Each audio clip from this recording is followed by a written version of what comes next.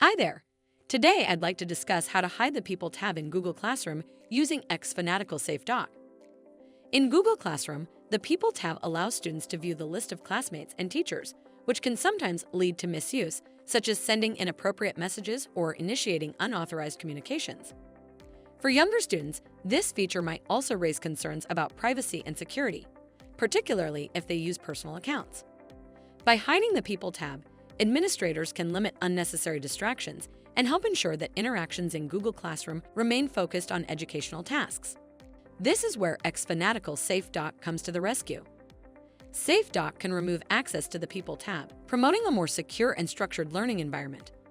This adjustment ensures that communication and collaboration are guided and appropriate, supporting a safe and focused digital classroom experience. Setting it up is a breeze. Go to Chrome Web Store page, search for Safe Dock, then click Add to Chrome to add this extension. Once it is installed, by selecting the Block Classroom People info policy and setting the value to true, you can hide the People tab in Google Classroom easily. To know more, please visit xfanatical.com.